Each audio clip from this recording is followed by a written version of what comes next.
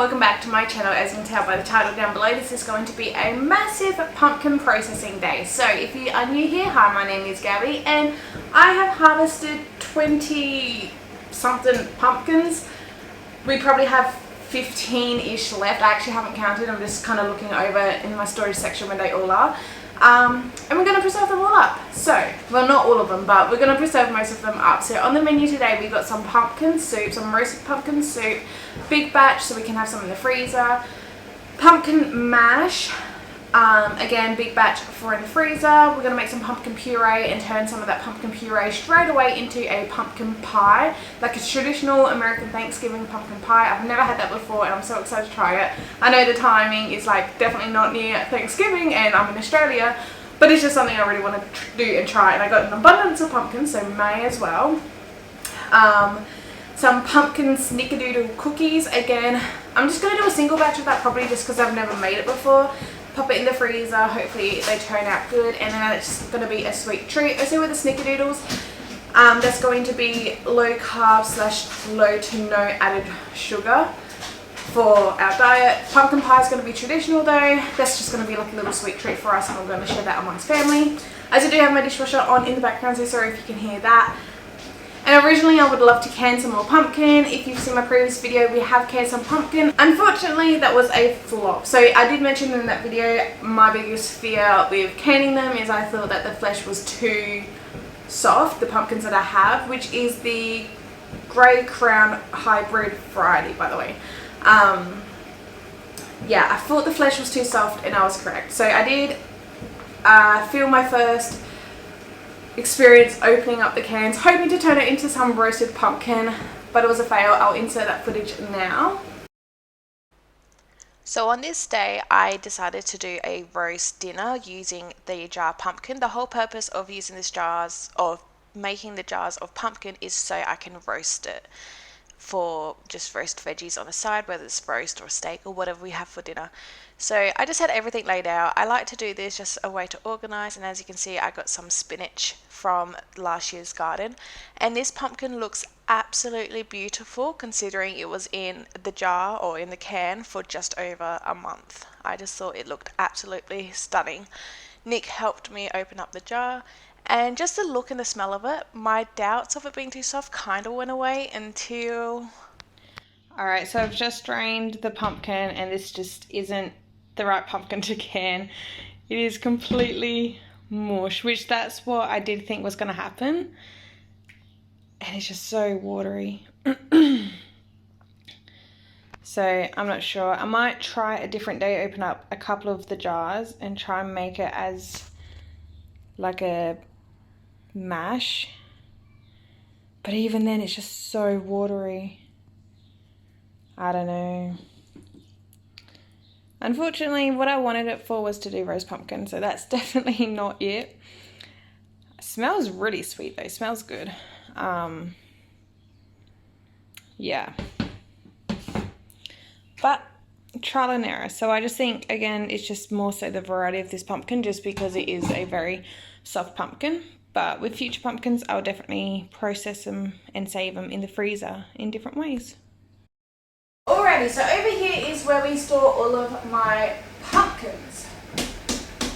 Some of these ones on top, like the more perfect ones, and I didn't rotate it because I know I was going to be doing a pumpkin day. So the oldest ones are on the bottom, which I have to dig out. But some of these ones that are on top, I do want to try and hopefully keep fresh. Like I said, the more perfect, the perfectly ripe, beautiful grey ones. So I do have a few of them that I'm just going to take off the top and hopefully keep as a long, just as like a fresh whole pumpkin. But otherwise the rest will definitely get through. This is one thing I forgot to mention as well. We are going to making a stuffed pumpkin. That's going to be for dinner tonight. So we're going to use this one. This is our only pumpkin that I picked or harvested when it was overripe. So yeah, but it's so small, it's so cute. So we're gonna be cooking that one as just a stuffed pumpkin at the dish. Okay, so this pumpkin, like I said, I didn't rotate my stock. This was one of the ones that got sunburned, and it is very soft and kind of starting to rot, I think. I don't know, this is going to be the first one we cut into them. Hopefully it's okay. If I might need to chuck a piece off, this one is a pretty big pumpkin, so if I go to just chuck that piece off, then that's fine. But I'm glad I am getting to do this, and this is why you should rotate your stock and not do what I do and be lazy and just put the fresh stuff on top. But we're getting to it today. There is no more mold on these pumpkins though, which is good, because last time there was mold, which they were the ones that I canned. But these two, so the one I'm holding now and this one, whoa! The one I'm holding now, oh my goodness. And this one back here, this lighting's just bad. They're my two perfect pumpkins. So those two I want to keep fresh, I don't want to touch them. We might come back and use this one here. We'll just see how we go with the pumpkins I've moved. And we need this little guy too. This is the pumpkin situation we got now on my bench. This is the one that is starting to be not too good. That's going to be our first one to chop in. The second one's going to be this one, because that also has some sunburnt spots, which I don't want to leave this one behind. This little one is the one for our dinner tonight, which we're going to have this as a whole roasted stuffed pumpkin. As you can see, it's a very deep dark colour, and she's a little wrinkly. She is the smallest pumpkin and also the most overgrown one, but it's perfect. It's going to be perfect size for the two of us. And then this is just the rest of the pumpkins that hopefully we will get through. I got my two pots here. I want both of these pots to be filled, and I also got two trays to go in the oven that I want filled. Here, this is one of the biggest pumpkins, but I think it's just too underripe. It's just too pale. Same as this one's a bit too green. I don't think the quality of these pumpkins are going to be very good. So we'll get through these pumpkins first. If I need more pumpkin, then we'll see how those two are. Otherwise, they might just get composted. I really do think I harvested those ones too early. But these ones I know it's going to be all fine and fabulous. So we're just going to start, like I said, start with these two pumpkins, chop it up, pop it into these pots and get them on to boil. Alright, so let's cut into this first pumpkin. I'm just going to go straight down in half. We'll see how it goes.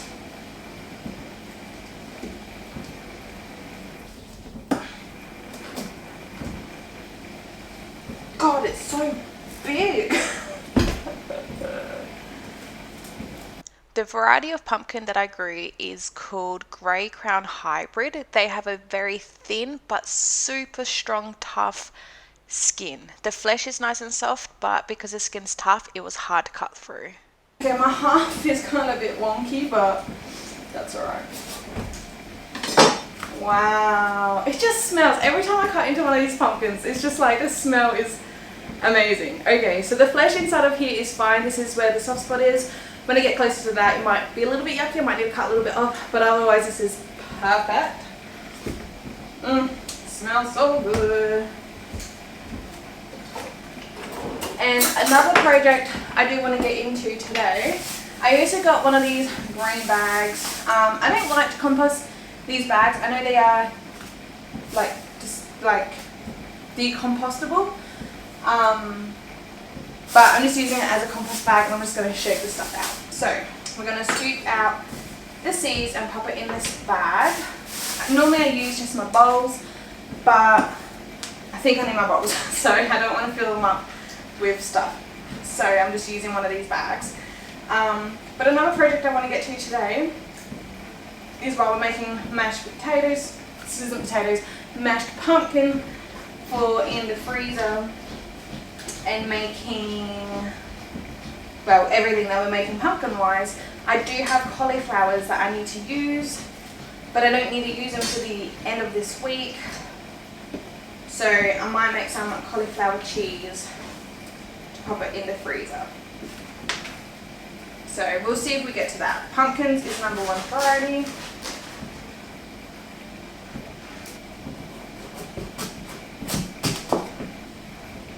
No, that's fine.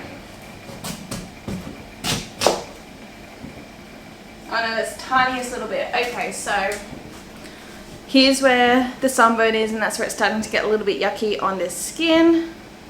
If you can see that there, that's all that's affected. So that's fine, I'll just chop that off. Perfect.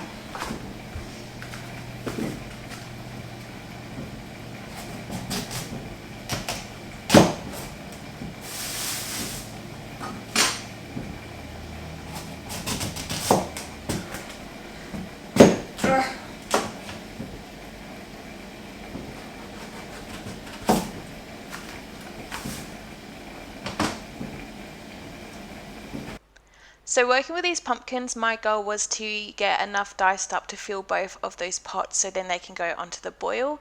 And once I achieved enough to fill up those 2 pots, I was still chopping up more pumpkins as they were boiling. Because I had so much to do and so many pumpkins to go through, I wanted to use my time efficiently. So while I have these pots, well, once I get these pots onto boil and get that coming up to temperature and cooking for me, then I can keep going with pumpkins to dice rather than dicing every single one and then cooking and just standing around waiting. In my time, I was still preparing more pumpkins. And let me tell you, this was definitely an arm workout this day with working so many pumpkins. But I also just love the view of this. This was filmed a month ago, and looking back, it just makes me so happy on how many pumpkins I did grow and that we got them now preserved. Alright, so I got my 2 pots filled with pumpkins. This pot had about 3/4 of 1 pumpkin. This pot has 1 pumpkin in there. So we got 1/4 of a pumpkin left. So we're making our way for our second pumpkin. Both these pots are done. But actually I still do have 2 pretty big pumpkins and the rest are smaller. So I think what I'm going to do, I'm going to keep on chopping pumpkins just so I can refill these pots. I'm just going to put them in bowls. So then once these are done, drain these. Oh, and what I'm going to do as well, so they're both on high heat to boil. Once they are boiling, I'll pop the timer on for 20 minutes. Generally, because these are like really dense and pretty full. So yeah, I'll pop the timer on for 20 minutes. Once these come up to a boil, let them boil for the 20 minutes. I will drain them, let them dry off a little bit. And then we'll mash them up, and then that's going to give us the puree. I'll take some out for the pumpkin pie and for the pumpkin snickerdoodle cookies, and then the rest will turn into mash. But yeah, while we're waiting for these, I'm just going to keep on chopping away at pumpkins. So then once these do get drained, we can refill the pots with chopped pumpkins and keep going from there. Alright, time has just gone off for 20 minutes, so let's get these pumpkins drained.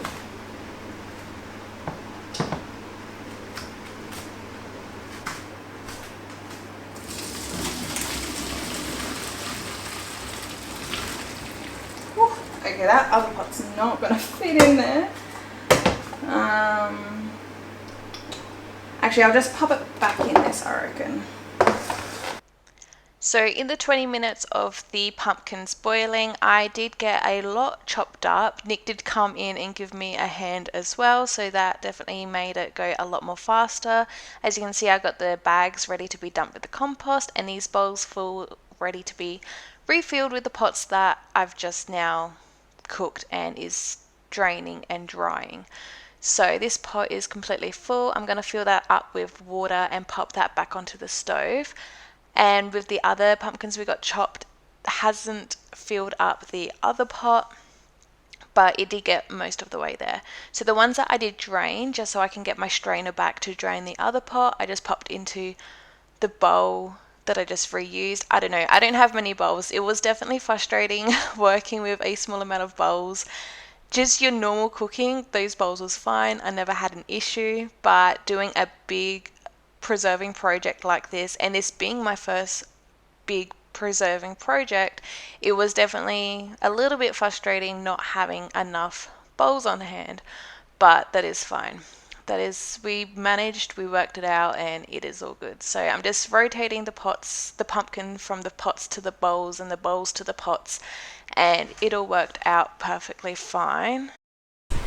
So what I'm going to do, because this pot's not full and I am in the middle of processing pumpkin, I'm going to pop this one on to boil. So again, once it boils, I'll put the timer on for 20 minutes. I'm just going to let these sit there and kind of cool off, dry off, and that's going to help not like the whole watery of it, especially because it's going to get frozen, so they can just sit and cool down for a bit. I'm going to finish processing that pumpkin over there to fill up this pot, and then this pot is going to go onto here. Same with this. So, but I think these are going to be my last 2 pots for the pumpkin mash. Alright, because I did start so late into the day, the sun is going down, so unfortunately this lighting is starting to go bad. With the pumpkin, so I got 1, 2, 3 bowls full of pumpkin. I got 2 pots on the stove. I don't think I'm going to do pumpkin patch anymore. I'm just going to leave it as pure pumpkin puree. My intentions for it in the freezer is to turn it into mashed pumpkins, but I don't know. I think I'm just going to leave it as a puree. So then that way, if I do decide to bake with some down the track, like later down in the track, then I've got pumpkin puree in the freezer that I can then pull out and use to bake with. And we always have milk. We always have butter. So if I want to make mashed pumpkin, I can just take it out in the pot when I have to reheat it anyway, add in some milk and butter, and then we got ourselves delicious, basic mashed pumpkin. And then the days when we do have extra things, like maybe some garlic, that if we're doing a roast, I might chuck in some garlic to roast that I can then put in with the defrosted puree and some parmesan cheese or something like that, just to make a really nice special yummy one, which again it will be when I come. So rather than just having it as already like a mash, as you were mashed potatoes but with pumpkin, I'm just going to leave it as a puree, just plain puree. But for now, I am now cutting up some pumpkin a little bit more chunkier. I got 2 trays out and I got my oven preheating at 200 degrees Celsius. I'm going to start roasting some pumpkin and some onion and garlic and some carrot. I got carrots that need to use, so I'm just going to chuck that in. And this is now going to be for our soup, our pumpkin soup. Oh, and garlic as well. So yeah, I'm not going to cook it all the way in the oven, the pumpkin chunks, but I do want that nice roasty flavour and get some colour, hopefully, as I go. So we'll see how we go. And then we'll transfer into a pot and add some stock, our homegrown, it's not homegrown, my words is mumbled, our homemade, what am I thinking of? Our homemade, what do we make? Our homemade, I can't chop pumpkins and talk. Our homemade bone broth, chicken bone broth, that is what we're using, our stock that we canned up. So we're going to be using that for our first time with the soup. So that's going to be exciting to open up and to taste that and everything like that. But for now, I'm just going to keep on chopping up some pumpkin to get these trays filled, and then yeah, we'll get some other veggies going, and then I'll pop in the oven, and then we'll have our pumpkin soup on the go. Oh no, I've just realised I just grabbed my olive oil and this is near on pretty much empty. Oh no. We might have enough, but I still need to fill this tray. Ugh. Okay, well, I was going to say this mountain tray of pumpkin is about to go in the oven.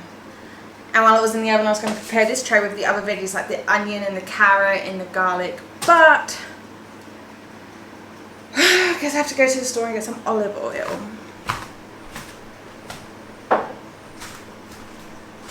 Oh. Just kidding. I just found this in the pantry. Maybe I should check my pantry first. To be honest, I did not even check. I don't remember. I remember buying it now, but okay. Olive oil on this pumpkin. We're going to season it with some salt.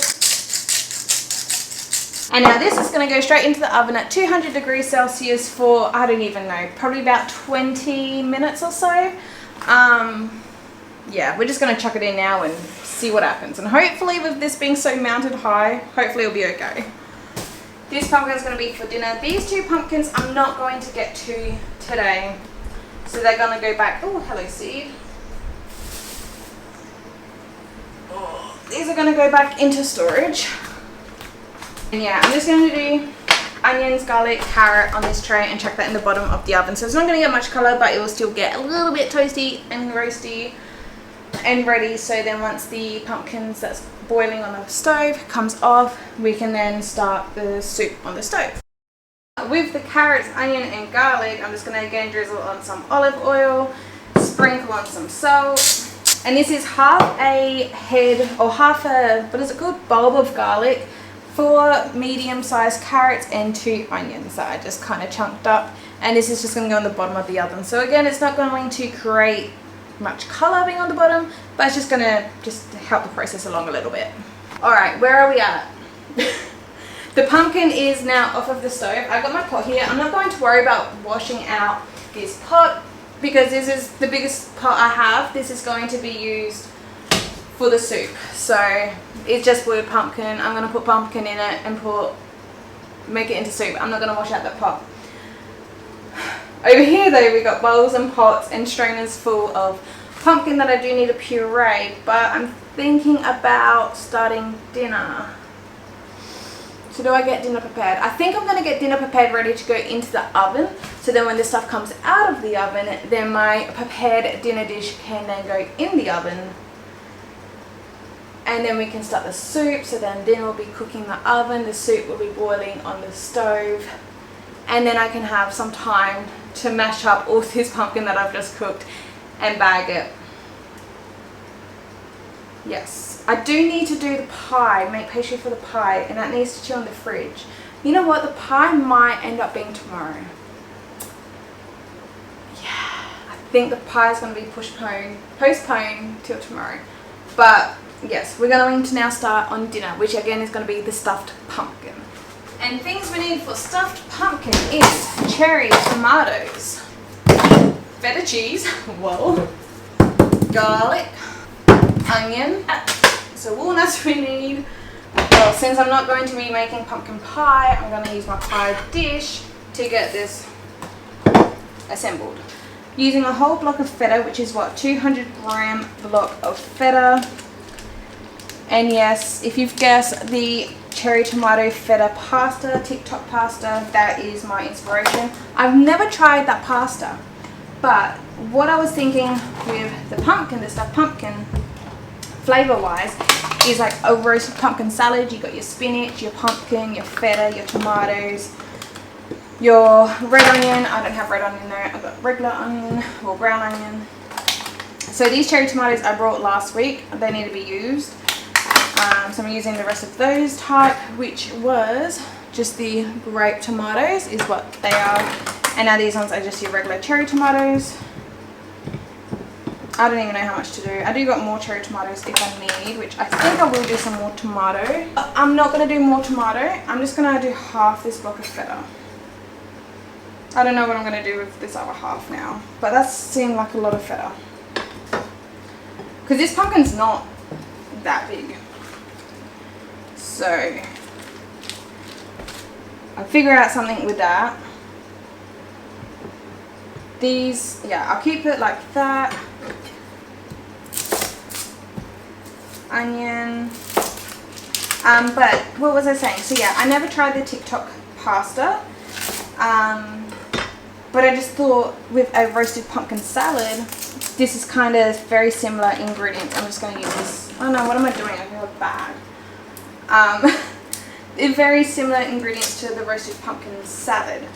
And I am going to add some chicken. So I thought that'd be quite nice. Sprinkle that around. And more garlic. So that is 4 cloves of garlic. Again, oil over everything. Salt over everything. Pepper. And I know the pasta was oregano, I believe. I'm not going to worry about herbs. I'm not going to worry about herbs. I'm just going to leave it with salt and pepper. Set this off to a side, waiting for the oven, the stuff in the oven, the pumpkin soup ingredients to come out, and then this will go in. So it's been about 25-ish minutes or so, and now the vegetables are out of the oven. I haven't popped in the stuffing for our pumpkin for dinner tonight in the oven because I'm going to quickly leave the house, so everything's turned off now. I'm just gonna let this on the bench. It's alright if it cools down a bit. When we come back, we will continue on with making up the soup and pretty much the plan from before. But although it wasn't in for very long, it smells absolutely delicious, and we got very little bits of the colouring that we wanted some more on the other side of the pumpkins. So yeah, not much at all, but just the aroma is so delicious. And then these are the other vegetables as well. Again, I knew they weren't going to colour up anything because they were on the bottom, but they're just heated through and it still has that nice aroma to it. Alright, stuffed pumpkin, no, what am I doing? Oh my goodness, roasted pumpkin soup. So all of this pumpkin is now going to go into the pot, as well as our carrots, garlic and onion.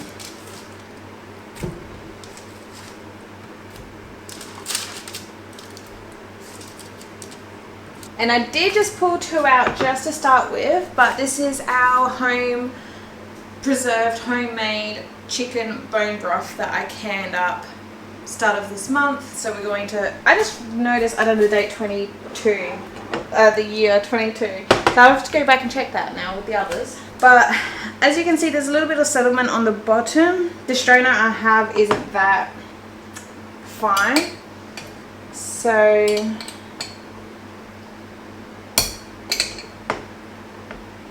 I don't even know how to open this. There we go. So I'm definitely going to start with 2. This is 500 mils of bone broth or chicken stock in each. Obviously, just use whatever chicken stock you have, or normally I would use chicken stock powder. How do I open this? I just done it, but I don't even know what I've done. Whoop, there we go. So all I'm going to do is just get a piece of paper towel. It's still going, the liquid will go through it, but this is just going to catch the last little bits of debris. So tip that in. Oh, that smells really good. Man, oh man, this is going to be a little while though, but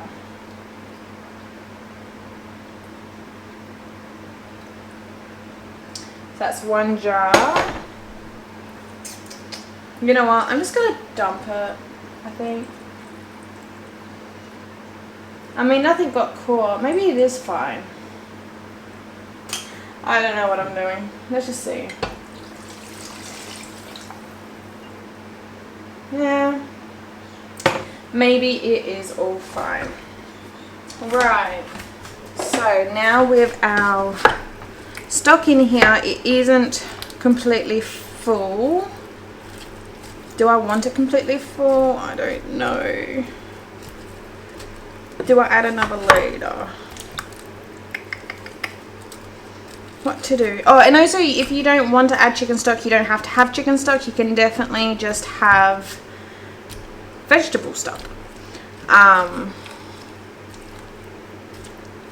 just trying to think on what to do. Do I add more stock?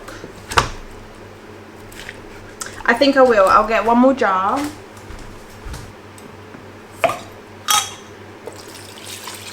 This stock does smell good. Okay, that level looks better. It doesn't all have to be submerged, but that definitely does look better. So we're going to pop this on a medium to high heat.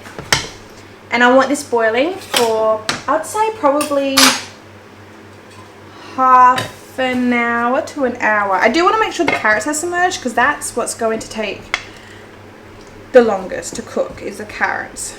My oven's not currently on. I do need to put my oven back on. I am going to pop my stuffed pumpkin sauce in the oven and get my chicken prepared for that and get that cooked. But we're not going to have stuffed pumpkin for dinner anymore tonight. I'm kind of over pumpkin. I don't feel like eating pumpkin anymore. I'm just around a pumpkin. But I've already started this. I got to use up that pumpkin. I don't want it to let it go to waste. So I'm just going to pop that in the oven for at 180 degrees. For maybe about 30 minutes, 40 minutes, I don't know, we'll check that. I'm just kind of winging this recipe. I'll get the chicken prepared, chicken cooked. And then tomorrow we will eat the stuffed pumpkin. I can assemble it, but at least everything will be done and cooked. So I just have to assemble it, really. Yeah, so that's now in. I'll get the chicken ready, pop the chicken in the oven. This is on. I need to clean up my mess behind me. Well, it's not much, but it looks, I don't know, it's too much for me. So I'll get that clean. I'll empty out my dishwasher, reload some of these dishes into the dishwasher, and then we can finally go back and get, I look wild with the sun behind me, but we can finally go back to over on the other side and get our pumpkin pureed. Alright, the sun is shining bright through the window now. Just moving over these bowls of pumpkin so I can get the chicken breast out. So what I've got here, I just got a glass Pyrex dish with some foil. These are big chicken breasts, but we're going to pop in 2. So that one doesn't need trimming. Right, that's fine. So, 2 chicken breasts. I'm going to season the chicken. And the chicken's just going to get olive oil, salt, pepper, garlic powder, brown coriander, and some white pepper. And now we're just going to completely cover this with foil. So that's kind of going to steam and just cook really nicely in the oven. I'm going to chuck this in the oven as well, next to the pie dish full of the feta and the tomatoes and the sauce for our little stuffed beauty over here. I've just popped the timer on for 40 minutes. That should be plenty. I'm going to glad wrap this, pop that in the fridge, deal with that tomorrow, get rid of this, and then we're finally going to come along to all of this pumpkin here. Alright, so that's just came out of the oven. The chicken's just out of the oven. That smells absolutely divine, as well as the pumpkin soup. Smells so good. The soup, the pumpkin's all done, the carrot's still hard. I've just taken the lid off, let this reduce. I do regret adding in that extra jar of stock. I feel like it's pretty liquidy. So hopefully with the lid off for about 10-15 minutes or so, and then it will hopefully reduce a little bit, and then we'll blend it up. So on this day, it was starting to get pretty late at night, and Nick and I both didn't have dinner. Our dinner was supposed to be the stuffed pumpkin, but it just was not ready. I had way too many different projects for me just to call it quits, and I was starving hungry, so we did order DoorDash for our dinner for that night. So I took the stuff out the oven, I ate my dinner, and then I came back to it, and it was hard to mush. I definitely should have mushed up the sauce while it was fresh. That would have been a whole lot easier, the sauce as in the feta and the cherry tomato mixture, but it ended up working fine. I just chopped up the chicken, tipped that in, and the chicken juices that's in the pan there, I also tipped that in with the sauce, and that did help mush it up a little bit. But yeah, definitely doing that fresh when it first came out of the oven would have been a whole lot more easier, but never mind. And although ordering DoorDash obviously broke our diet, broke our meal plan, it was just really nice to refuel our bodies so I can keep going with this project, because I was also feeling quite overwhelmed with the amount of pots and bowls of pumpkin and everything like that. So yeah, it was nice just to take a minute out, but unfortunately the product of the sauce didn't look as nice as I was envisioning, but I can say it was absolutely delicious. I got this spinach as well that's been sitting out all day, so I am going to, this is just frozen spinach. Yeah, this is pretty wet, so I'm just going to grab it. I'm going over my sink just to squeeze out some excess of that water. Well, some of that excess water. Oh my goodness, my speech is horrible today. Oh. I'm probably going to dump this whole bag as well, which this is 250 grams of frozen chopped spinach. Alright, so I'm just going to mix this again. This isn't completely done. I believe the only thing we need to add is cream. I'm just going to add the cream tomorrow when we heat it up just before we stuff the pumpkin. Otherwise, this is pretty much done. Right, we finally made it back to the first task that we started today. These pumpkins. So, my pot of soup is out here. I've just taken it off. It's down here. It's just going to cool a little bit. I'm going to get this pumpkin stuff done, and then we'll blend this up using the stick blender. Pumpkin puree. It's purely pumpkin mashed with nothing else. When I was talking about pumpkin mash earlier, like I said, it would be with butter and milk or cream and seasonings. But just for our pure pumpkin puree, this is just all it's going to be. And for the pumpkin pie, the recipe I have, well, I'm going to be following is Cupcake Gemma's recipe. Except, I think there's a couple of things I am going to change different, like the seasonings and things like that. But that is good enough for me. It does not need to be perfect because, again, majority of this will be as a side dish as mashed pumpkin. So when I come to reheat it, I will be mushing it up and mixing it with the other ingredients. Alright, with these pumpkins, I've made a mess on the bench. I've got pumpkin on my floor. So I'm going to pause the pumpkin puree. I've kind of mashed them as much as they're going to get mashed. I'm now going to blend up. Oh, the pot's hot. Of course it's hot. I don't know what's wrong with me today. I'm going to blend up the soup because that's probably going to splatter and make more of a mess. So rather than cleaning up the mess from this and then make more mess when it comes to the soup, we can just make more mess now with the soup and then clean it all up just the once. Okay, so this is actually my mother-in-law's. I'm just trying to figure out how to work it. It's a little weird, but let's just get it in. Although I don't want the wire to touch much of the pot because the pot is still very hot.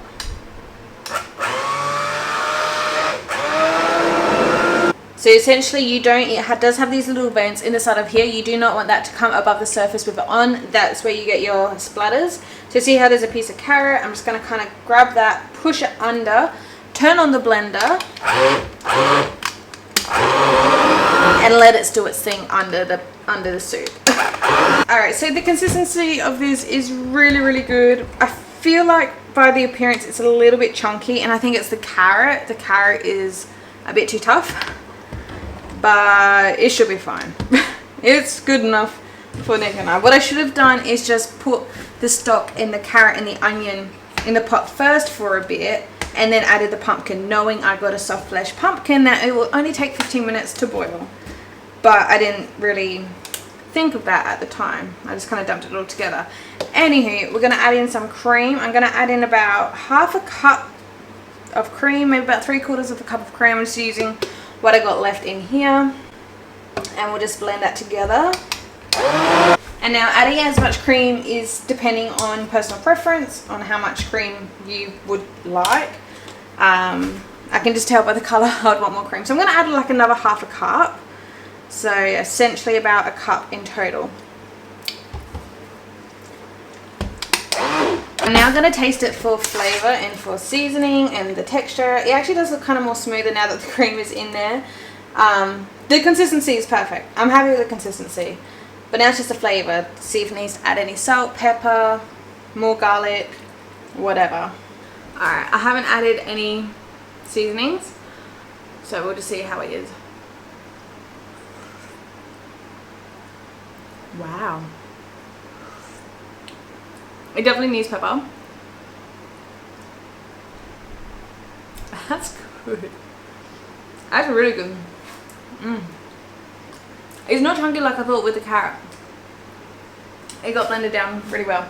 I wouldn't add any more cream. Perfect with cream. Definitely needs salt and pepper. I don't even think I'll worry about any garlic or anything. Just purely salt, pepper.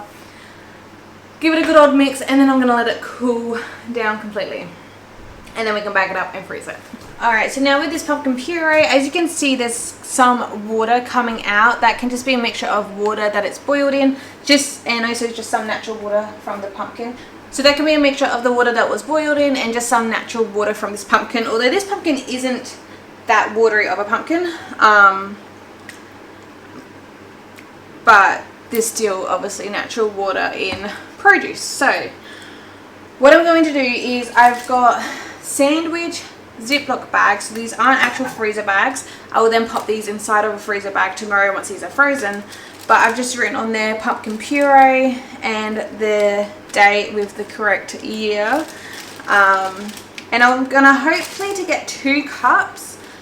So this is a half cup measure, just because I just thought it would be more easier to manage. But it doesn't have to be perfect. But I'm hoping to get about 2 cups in each baggie, and that's going to be plenty. Actually, maybe even just 1 cup will be plenty. Because if I'm just looking at that as a side, plus when you add the other things into it, or should I just do 1.5?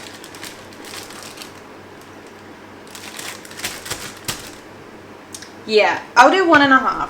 I'm just thinking that Nick and I, my household's 2 adults, just my partner and myself. So when we were to eat a meal, and again, I'm not being too fussy with it, but I am trying to, well, I say avoid the water, but the water's just magically gone, so it's probably in my baggie, but that's okay.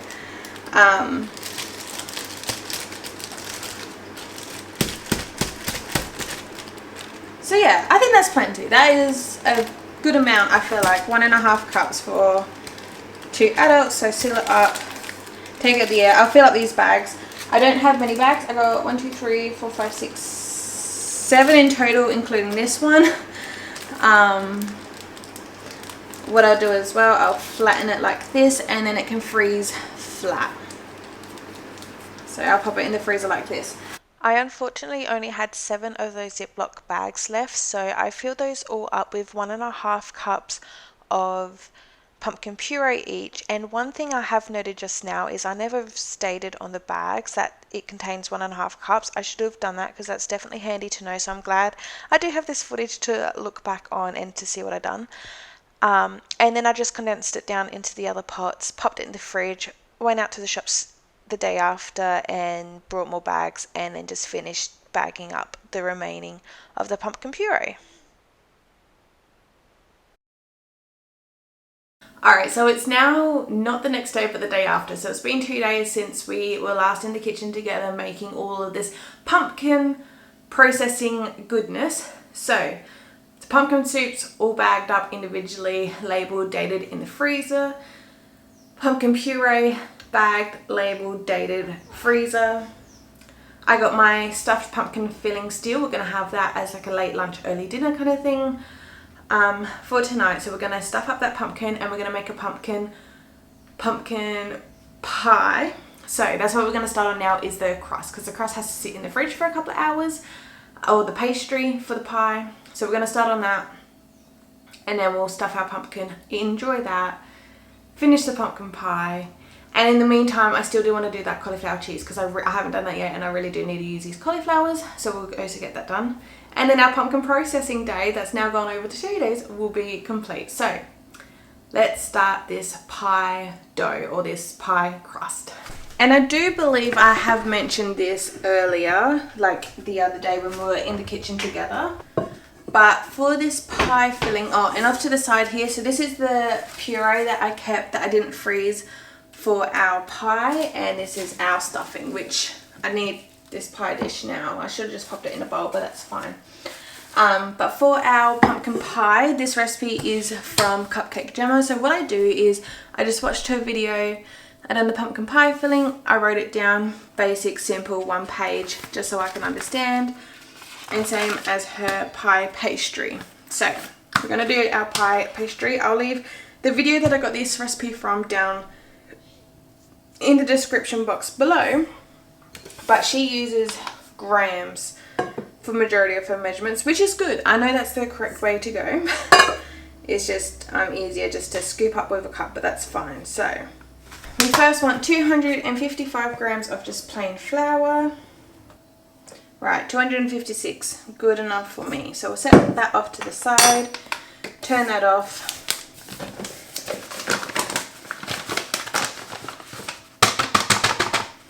Refill our container, and how I also work my pantry, which I haven't really mentioned in a video before. I've only just started doing this. I used to do this years ago. I fell out of habit for it, and I'm getting back into the routine. So I use the last of my plain flour. I had a spare packaging in my pantry. I filled it up. Normally I do get the bigger one. I don't know why I got the smaller one, but that's okay. Fill this up. Now this is gone, my backup is gone. I will write that on my shopping list, which I am going to go to shops once this goes in the fridge, because I need ginger for the filling. Anyway, I'll pop that on my shopping list, so when I come back, I'll come back with another thing of flour to go at the back of my pantry, so I know once this is out I can just top it up. But yeah, I'll get the bigger packet. I don't know why I got the 1 kilo pack. So that's just like, so essentially if I am baking and run out, I know I won't run out, because as soon as I open this, it'll go on my shopping list and then I'll purchase it. Right, and we need to chop up some cold butter. So for our butter, we want 170 grams. I'm just going to use our butter measurements here. So 150, we'll say here. So cold butter, we want to chop it up. If you have a food processor, you don't need to chop it up as small as I will be doing. Oh, come on. But I don't have a food processor, so whoop. So I'm going to do it into little cubies and pop that in with our flour. And I want to handle this little as possible, but if it gets too runny, oops, that was a bit of paper. If it gets too runny, or not too runny, if it gets too soft, then we'll just chuck the whole bowl back in the fridge or freezer for 5 minutes or so. And then we'll come back to work it in more. Alright, so now with our butter in the bowl, all I like to do, because I am working it by hand, is coat all of the butter with the flour. I mean, I suppose if you put gloves on it wouldn't be as bad. But just so it doesn't get so funny feeling on your fingers. So that's good enough. I'll roll up my sleeves. And then you just want to squeeze the butter in with the flour, essentially. So I'm just going to squeeze, open it up and drop it so then it gets coated again. And we'll just keep working with that. So you just squeeze in the butter in with the flour. And this is just to help break up the butter and incorporate it with the flour. You kind of want it to be a little bit breadcrumby consistency. Okay, so now as you can see, it's just nice and chunky, kind of like breadcrumby. Some bits are a bit more thicker, but that's completely fine. So you do have your big chunks of butter incorporated with the flour, but most of it is more of these finer chunks. Alrighty, I did jump ahead. I was supposed to incorporate a pinch of salt in with the flour before we add the butter. That's alright, I'll just add it now. Now what we want to do is add in a tablespoon of apple cider vinegar. This is unusual for me, but we'll do it.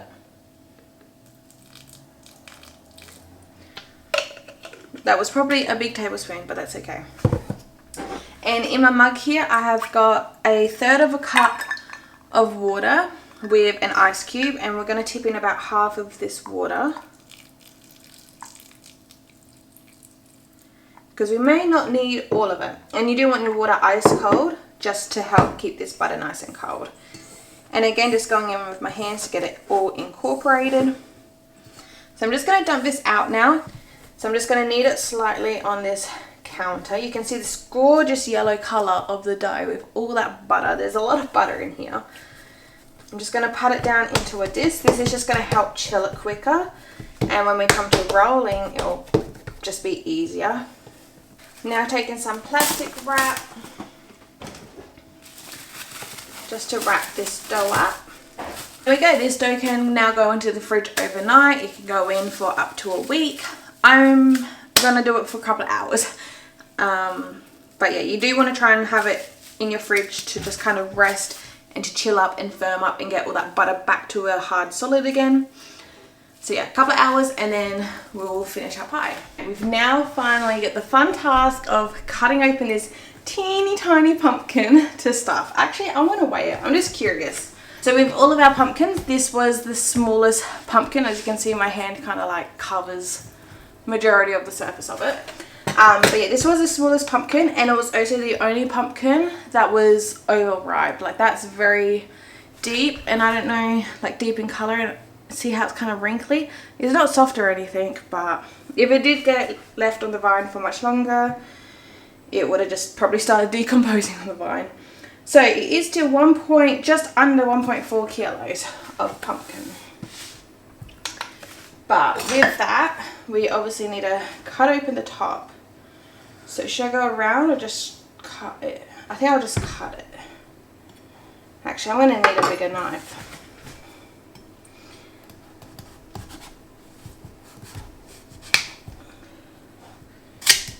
Oh no, my top's a bit small. Okay, I didn't really cut that too well, but that's okay. We can make do. So now I want to try and hollow this out a bit so we can stuff it with our filling and get all of the seeds and that stringy kind of flesh out. And if you are doing this, just be very, very careful. Also, I did forget to mention, I do have my oven currently preheating to 180 degrees Celsius fan force. So once, because our filling's all cooked, once I get this pumpkin hollowed out, then out and filled up with our stuffing or our filling, then the oven will be nice and preheated to start baking it. So there's no need to really heat up this stuffing. It's going to heat up with the pumpkin getting roasted. If this stuffing was already hot, I'd still just dump it in the pumpkin and let it all get the pumpkin cooked together. That will be fine. But with this cream, I'm probably going to add in, I don't know, maybe about 1/3 of a cup.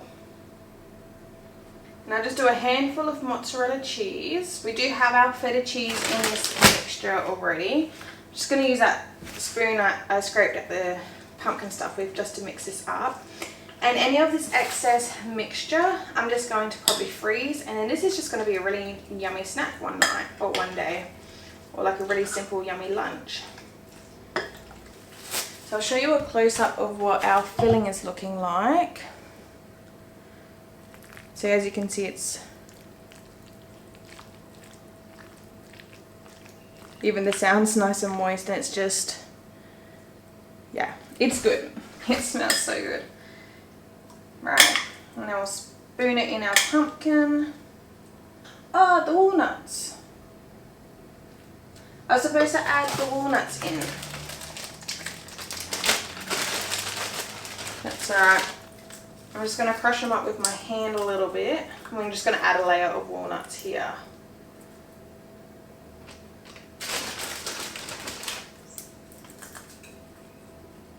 Going to have another layer of mozzarella cheese. And I would normally put this lid back on top, but considering this lid is so little, oh, you know what, I will anyway. I'll pop it back on top, and I'm just going to cover it with some foil, just because the lid is so small and doesn't really, you know, cover the pumpkin like it should because of this excess I ended up slicing out. So that's fine. And now this is going to go into the oven at 180 degrees fan force for, I don't even know, I'm going to say 45 minutes, and we'll check it, make sure it's nice and soft, the pumpkin flesh is soft, and that the mixture is all heated through. I'm sure the mixture will be heated through in 45 minutes. But yeah, we'll just check it in 45 minutes and see how it goes. Alright, so pumpkin stuffing, I wrote the date that we cooked it, the date that it's getting frozen, so now I know when this does get defrosted, I would have to heat it up and eat it on the same day. And yeah, I would say we probably use half this mixture. So if you do have a small pumpkin, I was going to call it an onion. If you do have a small pumpkin, then just make half this mixture, unless you do want leftovers like this as well. And even with these leftovers, we could just grab another smallish pumpkin. That was definitely the smallest by a mile. But we could grab another pumpkin and stuff it again. Or we can have this as a meal and take out some of our pumpkin puree, turn that into pumpkin mash and have this over the top. But realistically, I can just see myself taking this out and heating it up as a simple, quick, easy lunch. And just eat it as is. So that's what I'll probably do. And because this chicken is cooked, I wouldn't have to defrost it. I mean, I can if I want to, but I can just take it out the freezer, dump it straight into a pot, heat it up, and enjoy it.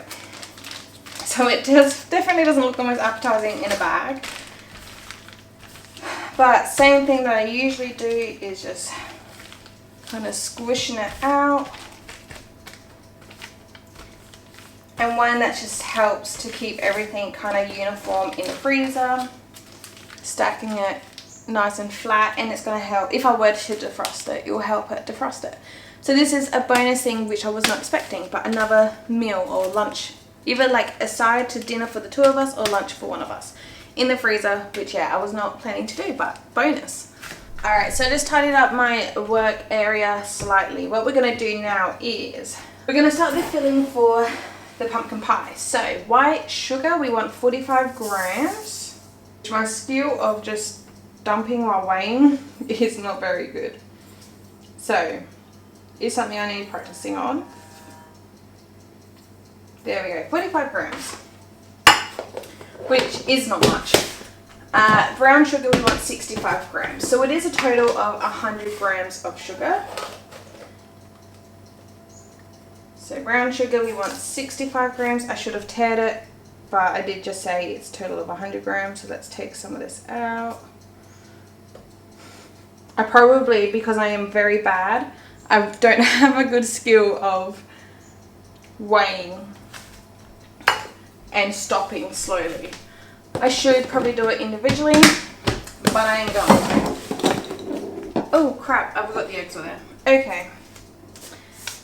So I think that's all for the scales for now. So we got our 2 sugars in the bowl here. I'm going to crack in 2 eggs. And this recipe seems very nice and simple. Essentially, you just add a few ingredients, you whisk it up. Add a few more, whisk it up. You don't need electric beaters or hand mix master or anything like that. So we're just going to combine the sugar and the eggs. Actually, my brown sugar is a bit lumpy, a bit hard, but that's alright. We're just going to combine the sugars and the eggs together. Right, we're now going to add a teaspoon of vanilla, and I will get my scales back. I'm going to do the bowl with the whisk. I'll just leave the whisk in there, tear that, and now with my pumpkin puree, which we had, you can also see liquid in the bowl. You can see some liquid, that's just the natural water from the pumpkin, so we'll try and not use that, although when I was freezing it, I ended up freezing all of it. But that's fine. We want 330 grams of pumpkin. So I'll just do little by little. So we do have a little bit of pumpkin left. I really don't know what to do with that, to be honest. Probably half a cup left. Right, so that's fine. We're now going to beat this all up together and get this nice and smooth. Alright, now for the seasonings, we want cinnamon, nutmeg and ginger. So we want about a teaspoon of cinnamon, half a teaspoon of nutmeg, and half a teaspoon of ground ginger. I'm just going to personally add a bit more cinnamon just because I love cinnamon. So I'm going to add probably a teaspoon and a half worth of cinnamon in total. And we want a pinch of salt, and then combine all of this together. 115 grams of cream, and I can't take this back, so let's just do this nice and slowly. Wait, what did I say? 115. Oh, okay. Oh, we're 4 grams over. Of course we are. That's alright. Not too much over, and it's cream, so it's fine. So I got 119 grams, only wanted 115. That's fine. Mix this up, and this is our filling complete. Alright, so our time has just gone, whoopsies, off. Let's look at this pumpkin. Yum.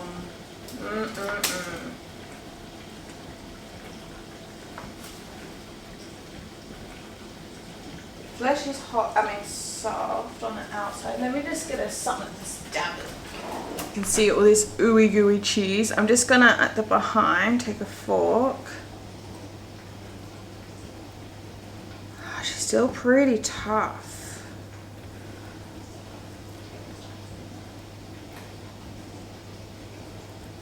I don't know. I think that's still a bit tough. What I want to do anyhow is kind of get this crisp up a little bit. I might drizzle the tiniest bit of oil. No, I won't. This is empty. I can't be bothered filling that. What I want to do is maybe get this crisp up a little bit. So I'll leave it without that foil on for, I don't know, maybe 20 or 30 minutes, and we'll see how that goes. Because it'll be nice to get this cheese nice and golden brown and crispy. Yeah, we'll try that. But yeah, up on the stove here, just water I got to boil so we can blanch the cauliflower. And over on this side, we got my Mr. Zikiru. But with the slow cookers, so I've got the slow cookers here. This one's mine, that's my mum's, which I still need to return. I might do that this weekend maybe, we'll see. But it has only just occurred to me that where I was storing the pumpkins in our open shelves on that side of our kitchen, the pumpkins are all gone. They're now in the freezer, or they're currently in the oven. I got the space back, so that's where I normally keep my slow cooker, plus my other big pot. I just shoved that in the cupboard. It was a pain in the ass, so I'm glad that's out. That's actually kind of sitting on top of the dehydrator base now, because the trays needs to get washed anyway. So this one will stay here. This is my mother-in-law's thing I need to borrow. I was just trying to get some tidying up done. This is a glass, oh, you can't even see. This is a glass Captain American shield. Is it Captain America? I think it is. I don't know, don't quote me on that. Shield glass chopping board, which sounds absolutely dreadful when you put a knife to it, but Nick likes it, so that's his touch for the kitchen. I hate it. I want it gone. It's not that I hate it, it's just in the way. We don't use it. It's in the way. I don't know. I'm still trying to work on that one, or getting that gone. Anyway, so I was going to dust this off, clean this up, pop it into storage, clean that up. I might even just drop that off today, to be honest, just to get it gone. And then this is freed up. I'm going to wash my trays for the dehydrator. But for now, we got my 2 cauliflowers to get prepared. Yeah, so we're going to get the cauliflowers prepped. The water's starting to simmer, so that will be perfect timing. So yeah, we're going to do the cauliflower cheese. And I don't know, I might come back to this corner. I will eventually, at some point. Right, I'll bring me a big knife back. I did just wash it, but that is fine. Actually, I was really worried about these cauliflowers. I know one is a week older than the other, but they both seem fine. But that's fine, we'll still get them processed, because later this week we're going to do a roast chicken dinner. I think I'm going to do that on a weekly basis, roast chicken dinner, just so I can keep the chicken carcasses to can up some more bone broth.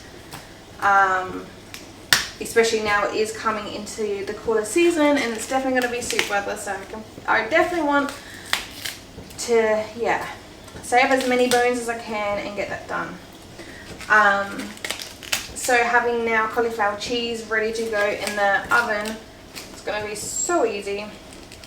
And again, we've got our pumpkin puree, which we can turn into pumpkin mash to go with it. 2 bowls, one for scrap, which I should have started with, so it saves me now double handling the scraps, but that's okay. Oh look, my scrap bowl's already full. With the cauliflower, it doesn't really matter on what sizes. The trays I'm going to be filling it up will be kind of small. I just don't want too much of the stalk. I don't know why, but I don't like much of the stalk. So I'm just going to chop that off. And I think the rest we're just going to break apart. So if they end up being kind of bigger pieces like that, that's fine. If we get some smaller bits, that's fine. I can fill in the cracks. But just kind of where it all connects, I'm just going to chop off. And see, that stalk piece is a bit long. I don't know, I'm a bit weird. You know what? We'll just chop it in. So, as simple as that. See, these bits can just cut snapped off. This piece is probably a bit too big. I'll just chop that in half. And there we go. So I'm just going to fill up my bowl with all this cauliflower. We got our water just up to a boil. I'm going to season it with salt. And do I just dump it in and make a splash? Sure, why not?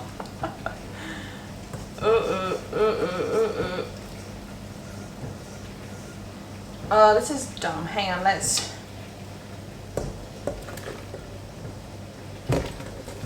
Actually, that wasn't that bad. Okay. Whoopsie daisy. Right. Get in there. Whew. I think we'll let this go for about 3 minutes, which I'll set the timer on my phone, or I will forget about it. When this comes out, I'm just going to pop it in the same bowl. I'll just shake off the crumbs. There we go. So yeah, 3 minutes, that'll come out. I'm not going to heat up the sauce, make the sauce. I'm just going to tip some cream in a bowl and season that, I reckon. Again, cauliflower cheese, normally I'll make a roux, but because this is going to be like a weekly, or not even a weekly, but just a whatever thing, I do want to make it diet friendly. So no flour. I think it's just going to be like a cream based cauliflower cheese, which that is what I will quickly start on. I will use the rest of this cream here, which is probably 250 mils. I dare say I'll probably need to make up some more, but we'll just see how this goes. Again, I don't know each time what I'm going to be making with it, so I'm just going to keep it nice, simple, basic. So salt and pepper, garlic powder. So I just got a pinch of salt because cheese is quite salty. I'll empty my shaker out. There's probably a tablespoon of garlic powder, teaspoon of pepper. We'll do a tablespoon of onion powder.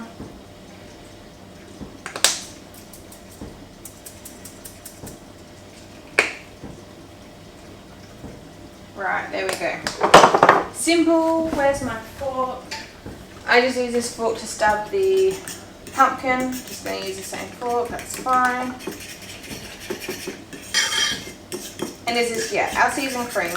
And we'll have the mozzarella cheese in it as well. Normally, if I'm making this fresh, I will have herbs. So if it is like a lemon and thyme flavored kind of roast chicken, then I will add some thyme in with this to tie in with the thyme on the chicken. Whoa. Actually, I'm going to let that go a couple minutes because my water's not back up to simmering. We'll give that a couple minutes. Hopefully I won't forget. So yeah, the flavors to kind of incorporate with each other and all tie in together. But I might not be making something with thyme or with whatever. I was supposed to add my fresh basil in with my stuffed pumpkin. I forgot about that. That's okay. I would normally do that, but that's alright. So yeah, I'm just keeping it basic, classic, and it's still going to be delicious. Either way. I am thinking, I've got a lot of cream in the fridge. I'm just going to top this bowl up with, just to top it up with cream, and it should be fine. You know what? Oh, that's almost a whole damn cream. Okay, maybe I've done too much. Oh my goodness. We're going to add some more seasoning because that's more cream than what I started with. I did not realize it was going to take this much of my whole 600 ml container. And I can't be bothered getting more garlic powder out, so she'll be right.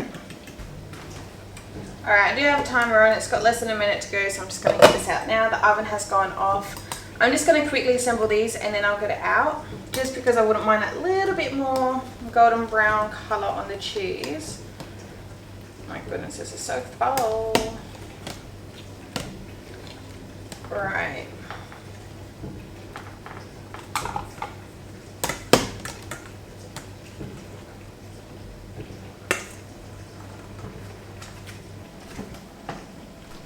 Alrighty, I just checked the pumpkin, that is fine. I just got 6 trays out here.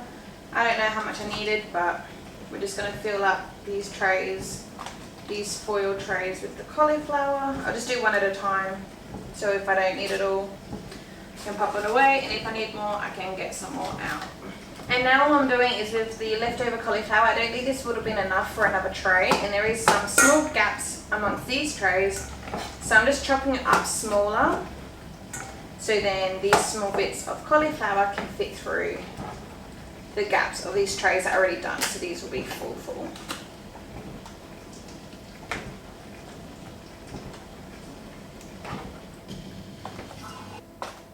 Right.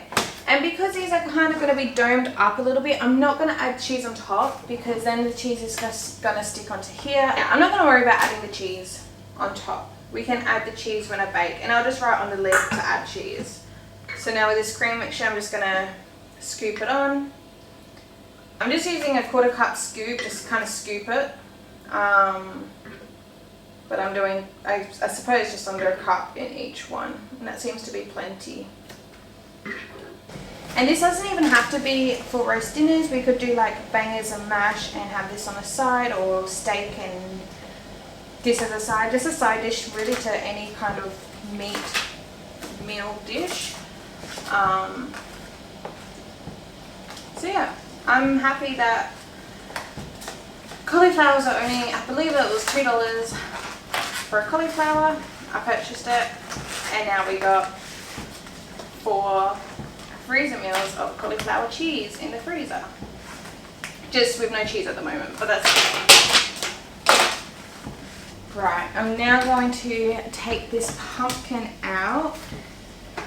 It looks good. It smells good, it looks good. Oh yes, this is what I was wanting.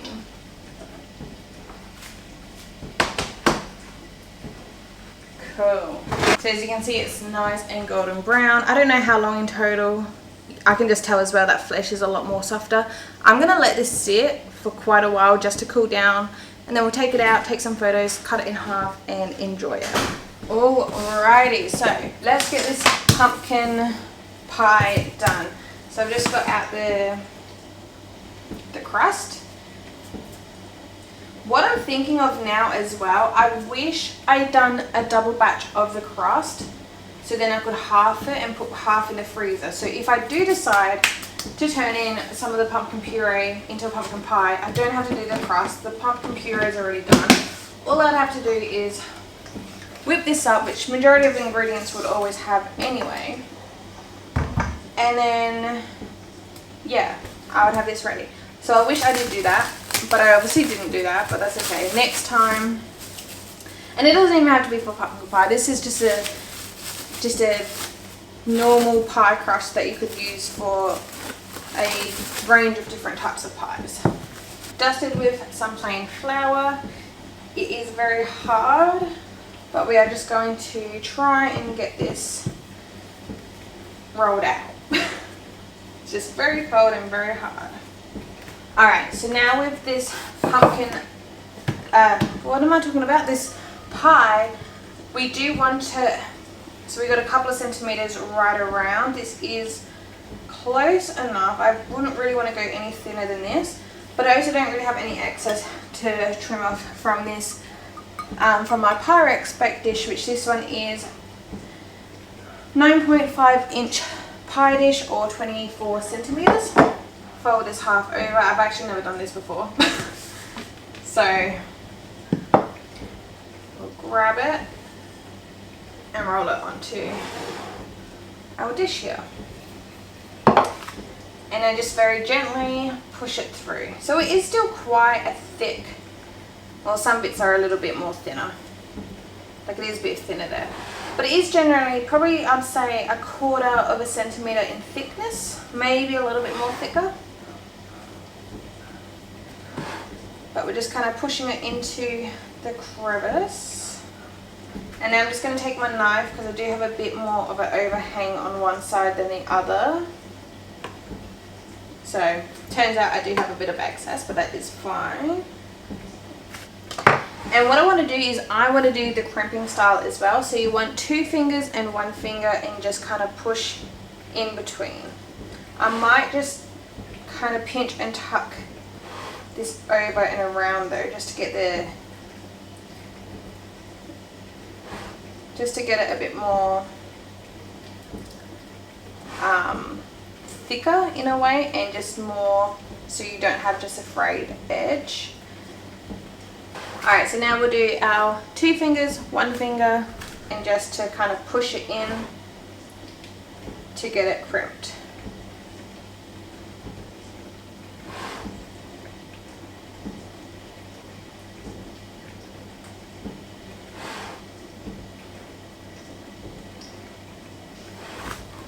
Alright, just like that, looks absolutely beautiful and perfect. I'm now going to take a fork and stab it. And you do want to blind bake this pie dough or crust. I always say stab just around the sides a bit too. Except I don't have any beads, I don't have any rise. So I'm just going to attempt it without any weight. It's going to be interesting. You will see shortly that this pie crust does not bake correctly without blind baking it. You definitely do need to blind bake it. I was just winging it. Another thing that would have helped if I chucked it back into the fridge and got it chilled. But because I wasn't blind baking it and I didn't have like the parchment with the rice or the beads to weight it on top, I was just wrapping it up in some parchment just so it didn't get too crispy. But yeah, it was a little bit of a fail. It still tasted absolutely delicious. Nick and I devoured the pie. But in future, I'll definitely blind break. There we go. So it can sit on itself like that so the paper won't be flying off. So I'll chuck this in the oven for only about 10 to 15 minutes. Alrighty, now that's in the oven, we're going to cut into our pumpkin and have this for lunch. I'm starving.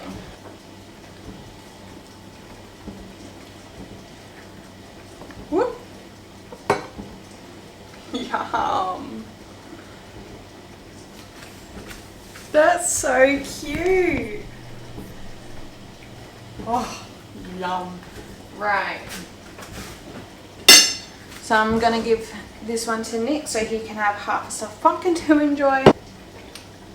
And yeah, we'll come back for a taste test for our half. Alright, I feel like it's been such a long time since I've done a taste test on camera, but half of me pumpkin, I'm just going to set it down just because I don't want it to roll off onto the floor. Alright, so first taste is a walnut, chicken, spinach mixture. Smells gorgeous.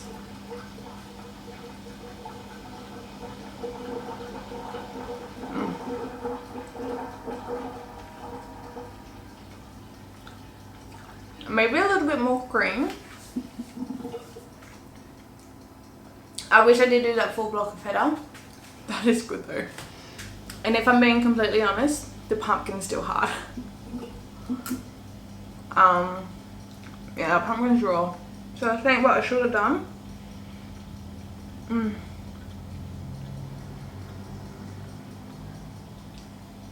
That filling's really good though. I'm keen to eat that filling for lunch one day that we got in the freezer now.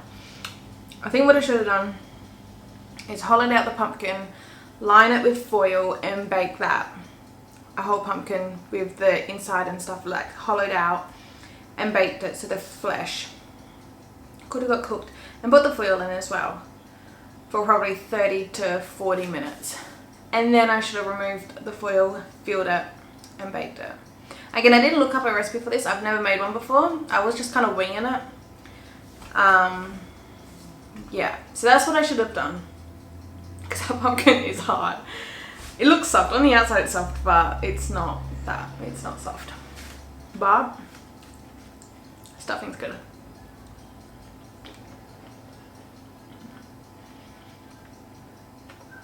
It's just the feta. You can't taste the feta.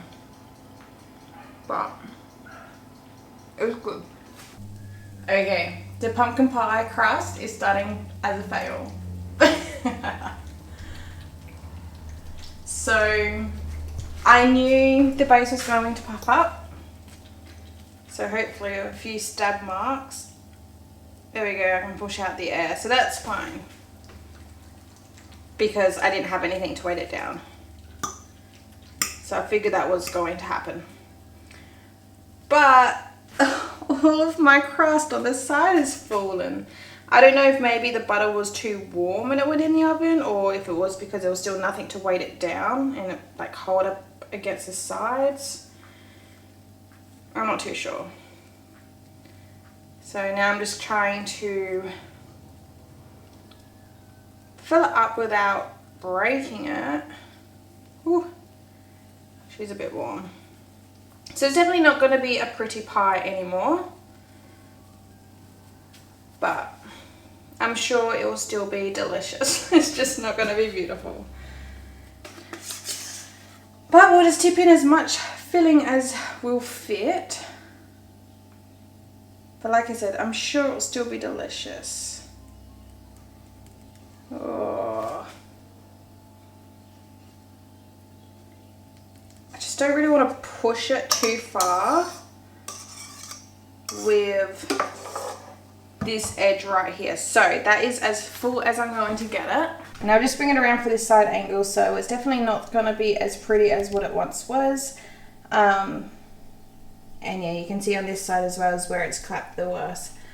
But I mean, it's still going to be fine, and hopefully it'll bake up alright and it'll still be delicious. So now this is going to go into the oven at 170 degrees Celsius for 35 to 40 minutes. Alright, it has been a couple of hours. The it's not a cheesecake. What is it called? The pumpkin pie I've had on the bench. I've only now just popped it in the fridge. I should have popped it in the fridge. So realistically, you want to take it out the oven, just let it come down in temperature so it's not like hot. And then once it's cooled down a bit, to then chuck it in the fridge. You can chuck it in the fridge while it's cool. It doesn't have to be completely cold or room temperature. But I ended up going out to the shops, and then we went to go see Nick's grandparents. So yeah, I've had a couple of hours away. It's just been on the bench. I've just now chucked it in the fridge. Now I'm doing the cream cheese frosting. So I just eyeballed half a block of cream cheese. My blocks here in Australia, I think it is the same in the US as well, 250 grams, so 125 grams of cream cheese. I'm just going to use my hand beaters. This is softened as well and at room temperature. I'm just going to use my hand beaters just to beat it up and whip it up a little bit. And I'm only making enough frosting just for the pumpkin pie. I don't really want any leftover because I'm making it with actual sugar. If I was making like a sugar-free version, or attempting that at least, I haven't done that before, I would then make extra and have it for the freezer. But because it's got sugar, I'm just doing a small batch. So I just got a quarter of a cup of cream, a teaspoon of vanilla, and then we're just going to beat this all together to combine. Right, scrape down the edges again, get that all nice and mixed in. And now with icing sugar, I'm going to go in for about a cup of icing sugar. I would normally sift this, but because this is brand new packaging that I've only just opened now, it's fine. But icing sugar can tend to get a little bit chunky and lumpy and kind of stick together if it goes into a container, or once it's kind of get stored and air goes to it. So yeah, I would normally sift it, but it's fine because we just opened it. And again, just going to whip it up together. Right, and that is our beautiful cream cheese frosting done. So as you can see, the consistency is nice and thick, and then once it does chill in the fridge, it will firm up a little bit. So what I'm going to do now is spread this on top of the pie. You can pipe it if you want. I don't have piping bags. I'm a horrible piper. I've attempted piping bags before. That's just one thing I cannot do in the kitchen. I cannot get the hang of piping. So I'm just gonna chuck it on top. Right, so this is what the pie looks like out of the oven as well. It had a very slight jiggle to it. It was in for the 35 minutes. I do need to clean up this pie dish a bit, but that's alright. Unfortunately, again, not very cute with my sides, but that was my own fault. I should have weighted the thing down, but that's okay. So, cream cheese frosting.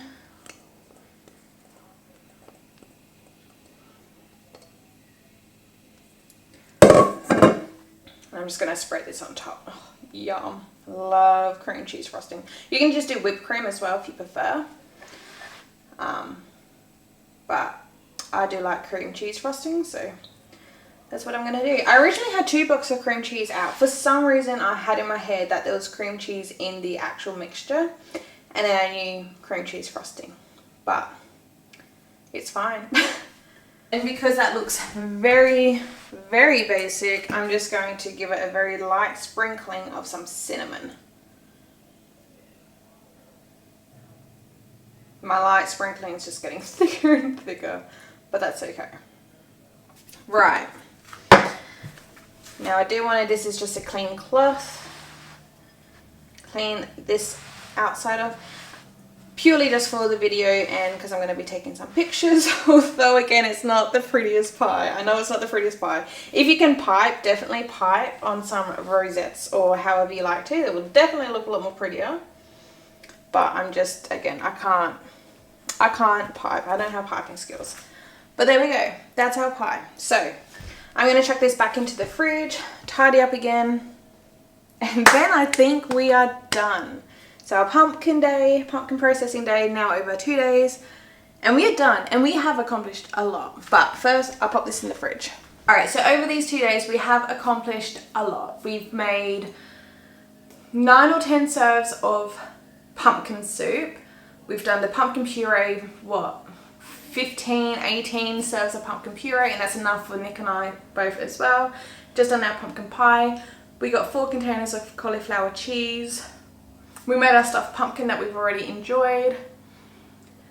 So overall, and we got the most important thing, majority of our pumpkins from our storage that was taking up space. So like my slow cookers couldn't go where they normally would. So then it was like creating space on my bench because my storage area was overfilled with pumpkins. We got majority of them gone. We still have 1, 2, 3, 4, 5, 6 pumpkins. I think there's 2 of them. 2 of them are perfect pumpkins. I haven't touched them. They're just so beautiful. I want to keep them just more so as decoration, and they're from the most recent harvest, so they can stay up there for a few months. But I think the rest I'm just going to give away to family because I'm just so pumpkined out. I mean, I'm keen for dessert tonight, but for dinner meals, I'm pumpkined out. So yeah, I think the rest we're just going to share with family so they can all enjoy a pumpkin. Leave 2 for storage, freezers full of pumpkin. We are set for pumpkins for the rest of this year and probably all of next year because again, we are so pumpkin out. We won't be eating as much pumpkin as we have been since December really. We've just been eating pumpkin probably once or twice a week, every single week. We're over pumpkin. So yeah, if we go back to like having a pumpkin once a month with our dinner, that's what we normally generally did do. I'd say once or twice a month. We definitely have enough pumpkin to last us the rest of this year and probably all of next year. So that is fantastic. That was the main goal of growing, and we accomplished that. And we're still blessed with pumpkins to share. But one thing I would change is instead of doing this processing day over the 2 days, I will chop everything because I did feel defeated in the first day. I felt like I was in the kitchen for so many hours and all I done was boil pumpkins. I'm like, I would a lot, but I did not feel accomplished, or I did not feel like I'd done anything really. I mean, I did make the soup, but the soup's not that hard. That didn't take that long. It's just mainly the prep work of the pumpkins, just chopping them and dicing them is what took the longest. So if I were to do this again, I would definitely do that separately, have it all prepped, and then a day doing everything. But, you know, that will be whenever we grow pumpkins next. Alright, so I've now just pulled everything out of the freezer just to show everything that we decorate.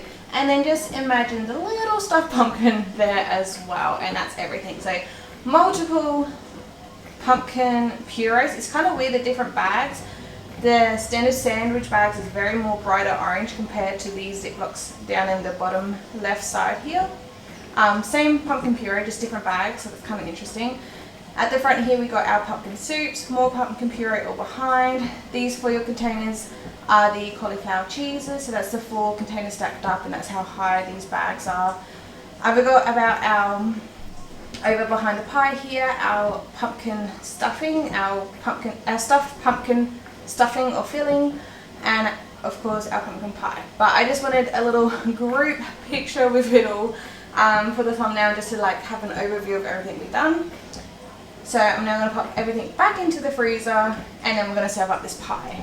Alrighty, so we got our wonderful ugly pie. Let's serve into it. I am slightly concerned it's not completely done because it's not cold on the bottom, which is obviously we want it cold. It's not warm either, so hopefully it's okay. But let's just take a little slice. Just gonna take paper towel. Normally if it's just Nick and I wouldn't worry about this, but I'll get paper towel just to wipe our knife clean, so when we go in for another slice we don't have that build up smushing down and making it all look funny. But yeah, if it was just Nick and I wouldn't worry about it. But I do want to take a nice picture of this pie, if that's even possible with this bloody monstrosity. Is monstrosity the word? I don't even know. Nick says some weird word. A little bit of ice on my tongue, I just lick. Delicious. Now let's get this pie out in one piece, hopefully. Oh, okay, so the icing's not quite set. Yeah. Damn it, the icing's not set, so it's gone down. I mean, it looks nicer. In the inside, you can see the pumpkin. But yeah, again, just a close up of the pumpkin pie. Right, I'm so excited for this. I've never had pumpkin pie. Obviously, very popular in America. But yeah, realistically, I'd want this in the fridge for a little bit more to get it cool completely, even in the middle, and the icing set. But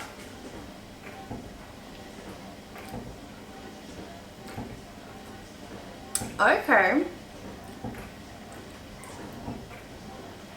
My base is undercooked. That's like a... Hang on. I'm just trying to taste the filling.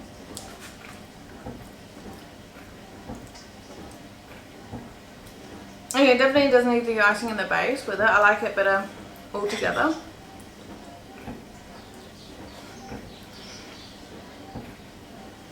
The flavour is really good altogether. The filling by itself, I don't think so. It definitely does need the creaminess. And I'm glad I got that extra cinnamon on top. Altogether, it's really good. It just, my dough is raw. Definitely raw. But I mean, it's still fine.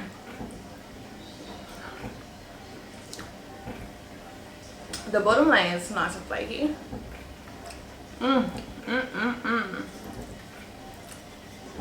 But yeah, altogether, it's good. I like it. But otherwise, that is all for today's video, or these few days video. Thank you so much for watching. Please give it a thumbs up if you enjoyed. Subscribe down below so you don't miss out my future videos. I'll see you guys next time. Bye.